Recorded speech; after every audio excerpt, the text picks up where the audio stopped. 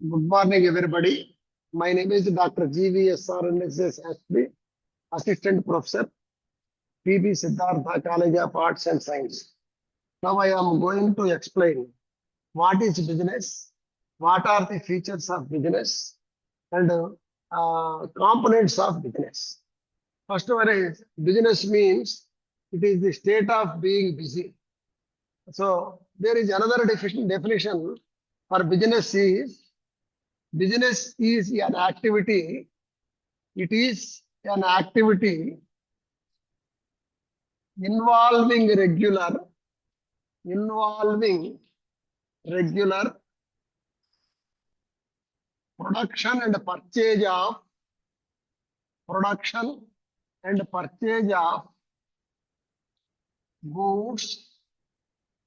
goods and services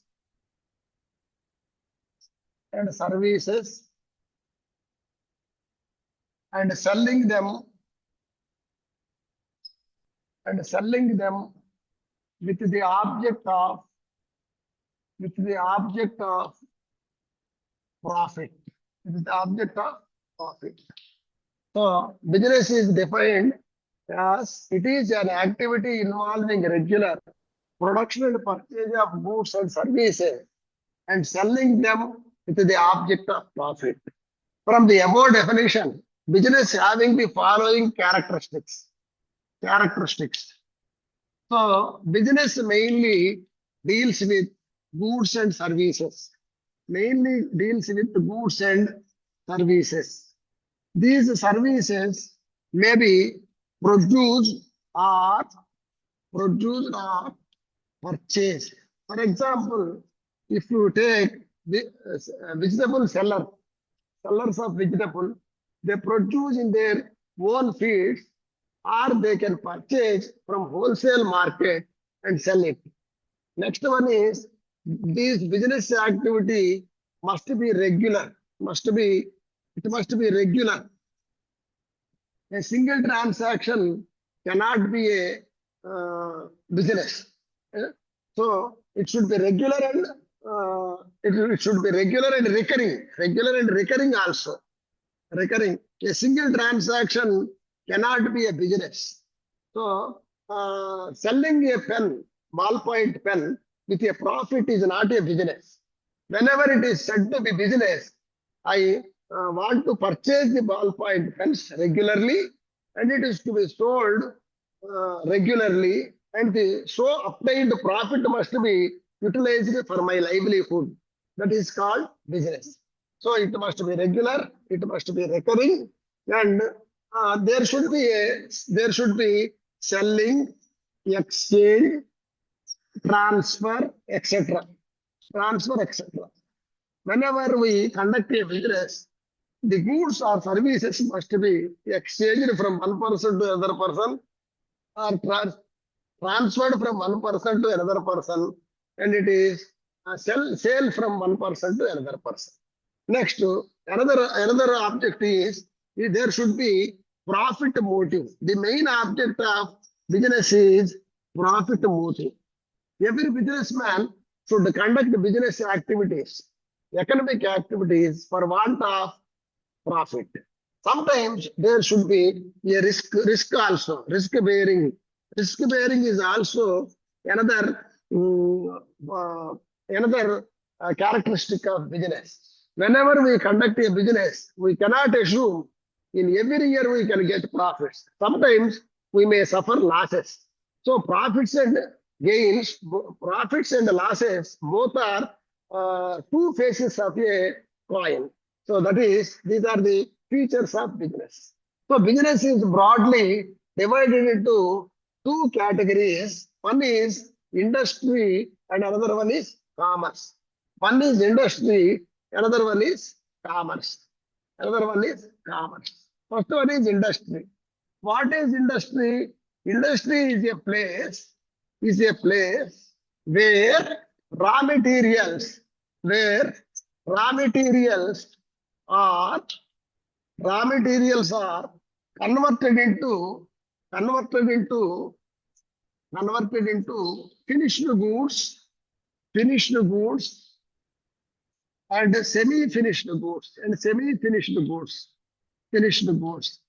That is called industry. Industry is a place where raw materials are converted into finished goods and semi-finished goods.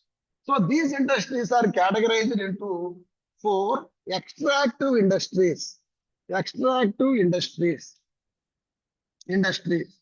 Extractive industry means extracting some minerals from the earth. That is called oil extraction, coal extraction. That is come under the extractive industries. Under this extractive industries, nature does everything, man does a little. With a little effort, the man conducts the business. Second one is genetic industries.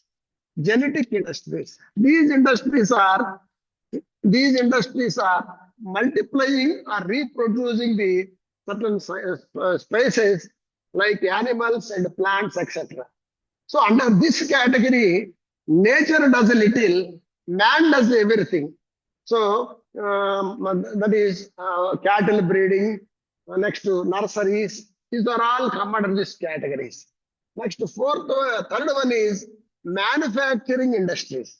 Manufacturing industries. These industries, the finished product of extractive and genetic industries are the raw materials to the manufacturing industries. Manufacturing industry means manufacturing different products. For example, whenever we extract, the cement or coal, etc., that will be used in the manufacturing industries. Manufacturing means making a product, that is called manufacturing industry. Next to constructive industries. Constructive industries. So in manufacturing industries, we manufacture iron rods and iron anglers, etc. In manufacturing industries, we manufacture cement, etc. And we making bricks in manufacturing industries also. So these are the raw materials to the constructive industries. Constructive industries mainly concerned with construction of buildings, dams, etc. Buildings, dams, etc.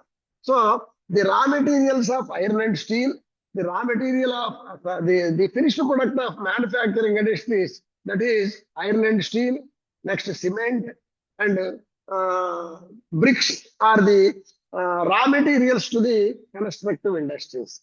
These are the types of industries. Next one is the second element in business is commerce. What is commerce? Commerce means distribution of goods from where the place of production to where the place of consumption. Commerce means distribution of goods from where the place of production to where the place of consumption. For example, cotton textile industry mainly situated in Bombay, Ahmedabad.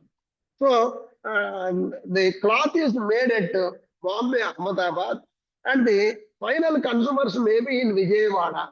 So the process of distribution from Bombay, Ahmedabad to Vijayawada, this is called commerce. Commerce includes two elements, that is trade and aids to trade. Trade and aids to trade are auxiliaries to trade. Auxiliaries to trade. Trade. So trade means buying and selling is collectively known as trade. Buying and selling is collectively known as trade. This trade is divided into two categories. First one is home trade and foreign trade.